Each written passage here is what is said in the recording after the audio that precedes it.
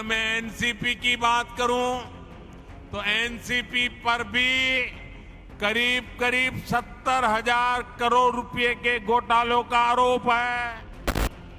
इन पार्टियों के घोटालों का मीटर कभी डाउन ही नहीं होता।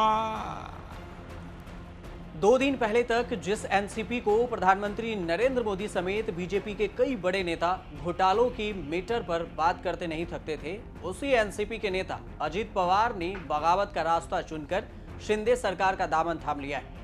अजीत पवार 18 विधायकों के साथ शिंदे सरकार में शामिल हो गए हैं। 90 मिनट में पूरे महाराष्ट्र का खेल बिगाड़ दिया।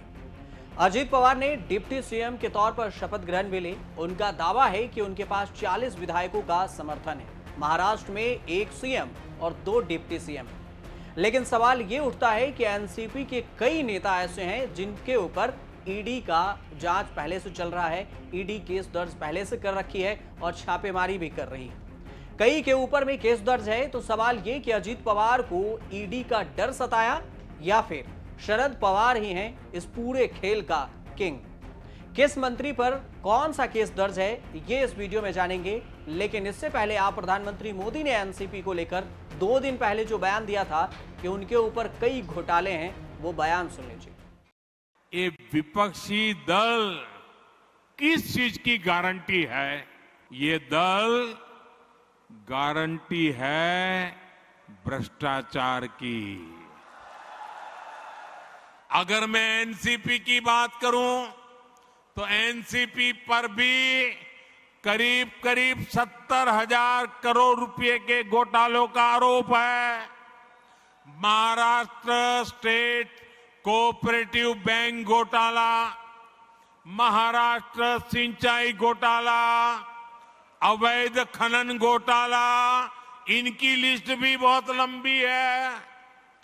इन पार्टियों के घोटालों का मीटर कभी डाउन ही नहीं होता। सबसे पहले समझते हैं कि किसके खिलाफ कौन सा केस दर्ज है। अजीत पवार कोऑपरेटिव बैंक घोटाले में अभी भी जांच जारी है। महाराष्ट्र स्टेट कोऑपरेटिव बैंक से दिए गए लोन में अनियमितताओं के आरोप हैं। सितंबर 2020 में ईओडब्ल्यू ने स्पेशल कोर्ट से कहा कि उन्हें अजीत के खिलाफ भ्रष्टाचार का कोई सबूत नहीं मिला और केस में क्लोजर रिपोर्ट भी फाइल कर दी। लेकिन ईडी ने इसका विरोध किया और कोर्ट ने आपत्ति खारिज कर दी। सुप्रीम कोर्ट के अनुसार से यदि ईओडब्ल्यू ने केस बंद कर दिया है तो ईडी भी आगे की जांच नहीं कर सकती। लेकिन फिलहाल उनके खिलाफ ये केस बंद नहीं हुआ। दूसरा आरोप के सिंचाई घोटाले में कोर्ट ने मंजूरी नहीं की है, क्लोजर रिपोर्ट फाइल नहीं की है। अब अजीत पवार कांग्रेस एनसीपी सरकार में जल संसाधन मंत्री और विदर्भ इरिगेशन कॉर्पोरेटिव के अध्यक्ष थे। तब सिंचाई परियोजनाओं में घोटाले के आरोप लगे थे। जनहित याचिकाओं के आधार पर महाराष्ट्र एसीबी ने इन मामलों की कोर्ट के निगरानी में जांच शुरू की। हालांकि 2019 में देवेंद्र फडणवीस के साथ 3 दिन की सरकार बनाने के बाद एसीबी ने उन्हें क्लीन चिट देते हुए बॉम्बे हाईकोर्ट में एक रिपोर्ट पेश की, जिसमें उन्हें क्लीन चिट दे दी गई। हालांकि रिपोर्ट को अभी कोर्ट ने मंजूरी नहीं किया है। जब महाविकास आघाड़ी सत्ता में आई तो बीजेपी नेताओं ने मामले की दोबारा से जांच की मांग शुरू कर दी थी। लेकिन अब जांच और ईडी की कार्रवाई के बीच में अजीत पवार शिंदे का दामन थाम लिए हैं और उनके साथ शिंदे सीएम हैं, 2 डिप्टी सीएम बन गए, एक देवेंद्र फडणवीस और दूसरा अजीत पवार।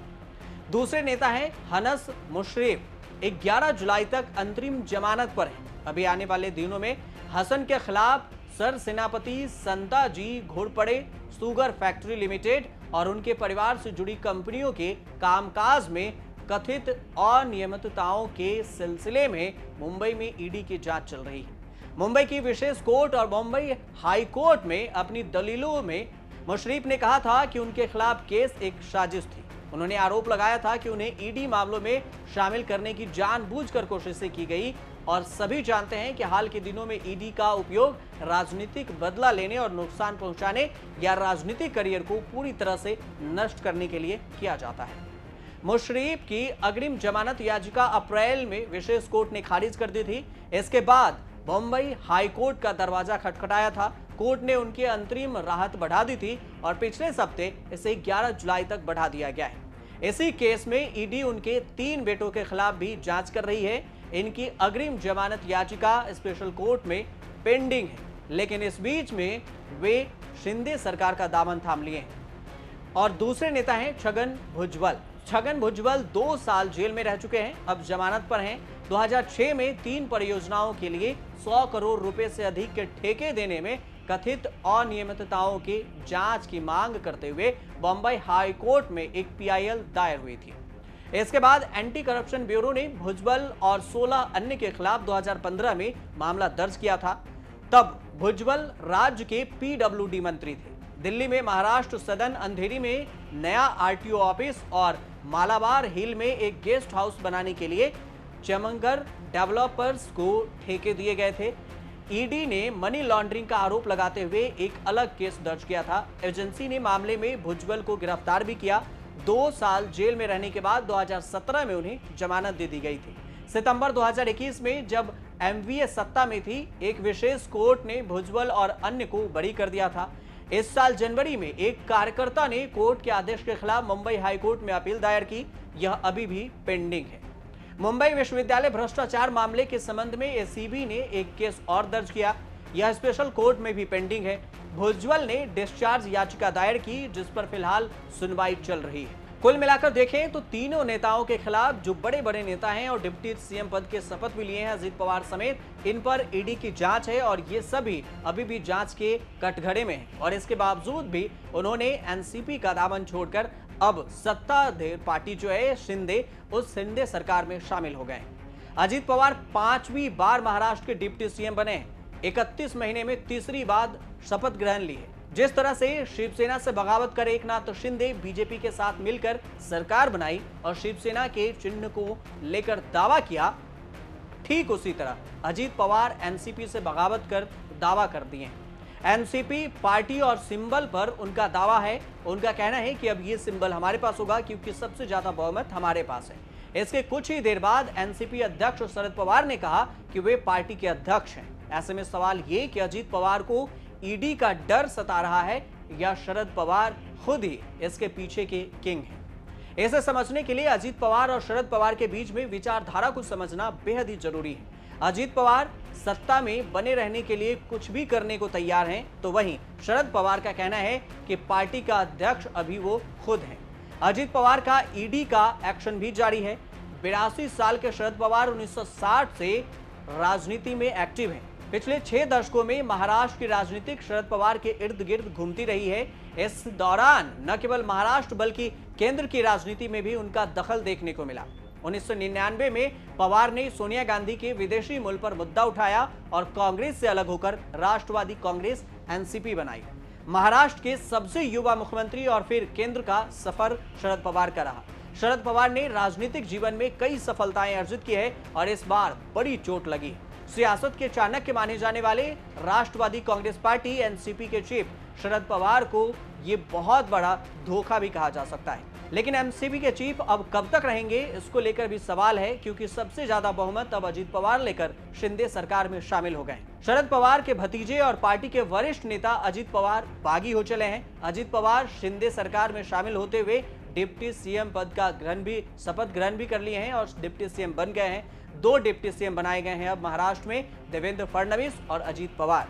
महाराष्ट्र में एनसीपी के अंदर महाभारत शुरू है और इसमें बड़ी अजीब स्थिति हो गई है कि 82 साल के शरद पवार असमंजस में हैं। शरद पवार ने अब तक अपने राजनीतिक दांवपेच से विरोधियों को मात देते रहे हैं, महाराष्ट्र हो या दिल्ली, लेकिन उम्र के इस पड़ाव में सियासत का इतना बड़ा खेल उन्हीं के साथ हो जाएगा, ये किसी को नहीं पता था। दूसरा नजरिया यह भी है कि अगर अजीत पवार पार्टी शिवसेना वाली राह पर चलते हैं तो पार्टी को लेकर झगड़ा भी बढ़ेगा, लेकिन विधायक सांसद अजीत पवार के साथ अधिक होंगे तो पलड़ा भतीजे अजीत पवार के साथ ही भारी होगा। शरद पवार पर इस महाभारत में पिछड़ते नजर आ रहे हैं और इस वक्त पार्टी उनके साथ से जाती भी नजर आ रही है। यह उनकी एक बहुत बड़ी हार भी कही जा सकती है। अजीत पवार का फैसला 2024 से पहले विपक्षी एकता के लिए एक बड़ा झटका भी है। इस बीच में एनसीपी ने अजीत पवार और अन्य 9 विधायकों के खिलाफ विधानसभा अध्यक्ष को अयोग्यता याचिका भी दायर की है ताकि उनके खिलाफ कार्रवाई हो सके। लेकिन सवाल यह उठता है कि शरद पवार जैसे बड़े सियासी दिग्गज को अपनी ही पार्टी में इतनी बड़ी बगावत की भनक कैसे नहीं लगी? क्या अजित पवार ने चाचा शरद पवार से बगावत का प्लान पहले से तैयार कर लिया था और इसकी पटकथा लंबे समय से लिखी जा रही थी? कारण है 27 अप्रैल को शरद पवार द्वारा दिए गए एक बयान के बाद से सियासी हलकों में सुगबुगाहट। कारण यह है कि शरद पवार ने अपने रोटी पलटने वाले बयान से भी चर्चा में बाजार गरमा दिए थे, लेकिन अब भतीजे ने उन्हें मात दे दिया है और शरद पवार को छोड़कर शिंदे परिवार में शामिल हो गए। आप देखते रहिए न्यूज़।